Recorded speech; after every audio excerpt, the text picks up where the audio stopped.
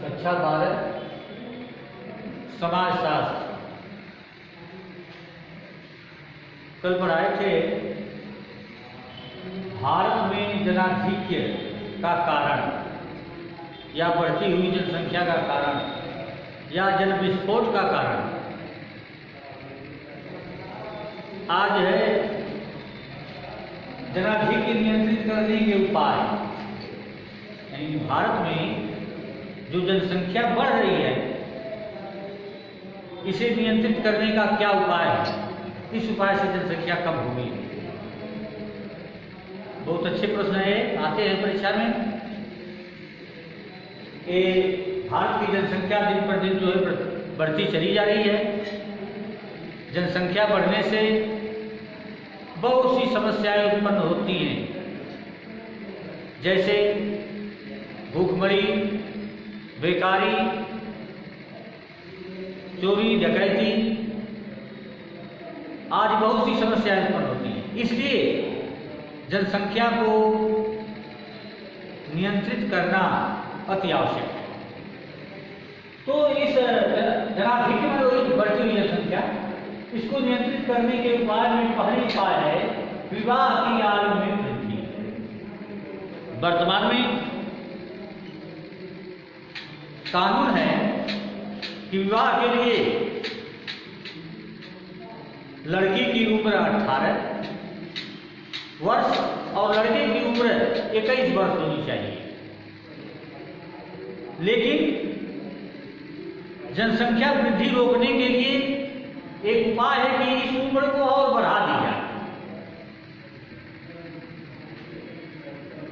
लड़की की उम्र 21 और लड़के की उम्र 25 कर दी जाए, तो जनसंख्या कुछ हद तक कम हो जाएगी।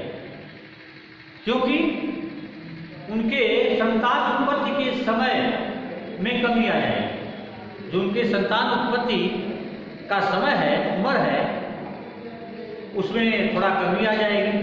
तो कम समय उनको मिलेगा संतान उत्पत्ति का, तो संतान उत्पत्ति कम होगी तो जनसंख्या कंट्रोल हो सकती है।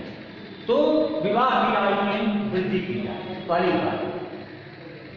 यानी जो 18 लड़की की उम्र और 21 लड़के की उम्र, उसको बढ़ा करके 21 जो है लड़की की उम्र और 25 लड़के की उम्र कर देनी जाए। दूसरी बात है शिक्षा का प्रसार। समाज में जो है शिक्षा का प्रसार होना चाहिए। हर व्यक्ति को शिक्षा मिलनी चाहिए, क्योंकि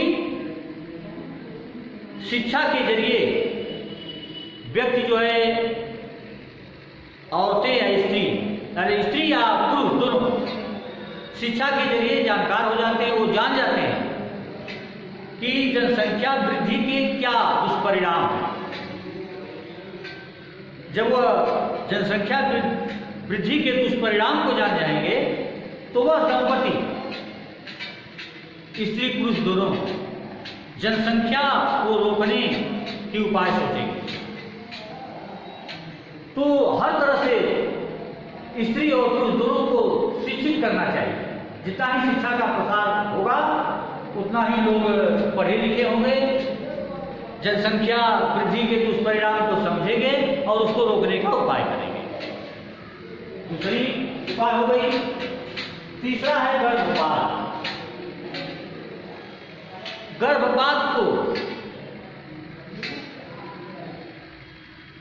अनुमति देनी चाहिए, सबको छूट देनी चाहिए, जिससे अनचाहे संतान को लोग गर्भपात करा करके और जनसंख्या को कम कर सकते हैं। इसको उदारवादी इस नियम को बनाना चाहिए। तो गर्भपात की छूट मिलने पर भी जनसंख्या नियंत्रित हो सकती है। इसके बाद है पांचवा संयम। आत्मसंयम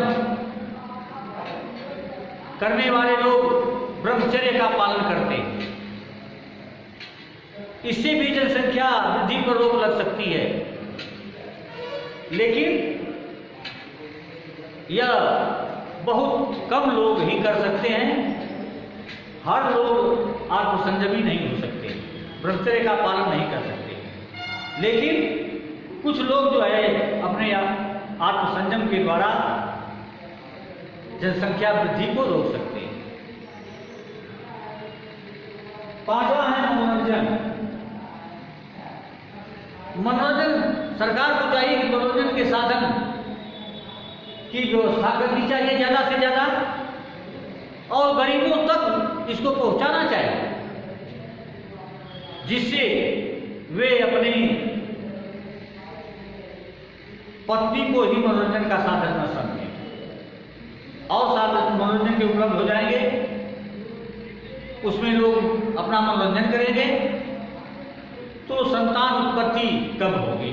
और जब स्त्री को ही मनोरंजन का साधन समझेंगे तो संतान उत्पत्ति ज़्यादा होगी।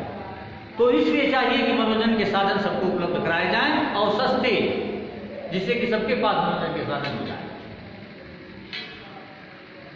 छठवां है परिवार कल्याण। परिवार नियोजन, जिसको इस समय परिवार कल्याण कहते हैं, इसके नियम का पालन जरूर करना चाहिए। इसके नियम का पालन होना चाहिए, कठोरता से इसका पालन करना चाहिए। परिवार कल्याण में के लिए अनेक दवाइयाँ, निरोध, नसबंदी, इस तरह से तमाम व्यवस्था है जिसके द्वारा जनसंख्या वृद्धि को रोका जा सकता है। तो इसका कड़ाई से पालन कराया जाना चाहिए, जिससे समाज के लोग इसका पालन करेंगे और जनसंख्या वृद्धि पर रोक लगेगी। तो अब जो है अंतिम उपाय है देशांतर। देशांतर का मतलब देश को बदलना, दूसरे देश को जाना। तो कुछ देश के लोगों को विदेश में जाने के लिए प्रोत्साहित करना चाहिए कि वे विदेश में जाएं और दूसरे देश से आने वाले लोगों को रोक लगानी चाहिए। इससे भी जनसंख्या कंट्रोल हो सकती है।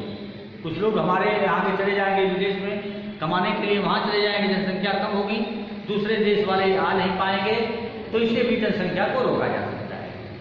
तो अब यही जनसंख्या नियंत्रित करने का, जनसंख्या वृद्धि नियंत्रित करने के 7 उपाय। पहला, विवाह की आयु में वृद्धि। दूसरा, शिक्षा का प्रसार।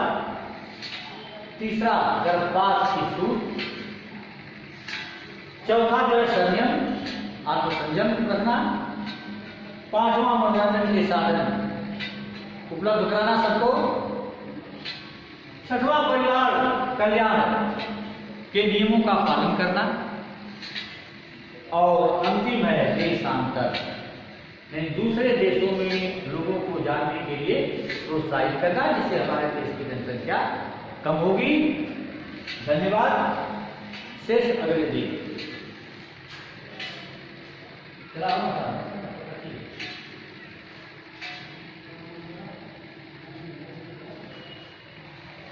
अब इसका अगला प्रश्न जो है अगले दिन बताया जाएगा। ध्यान से आप लोग पढ़िए।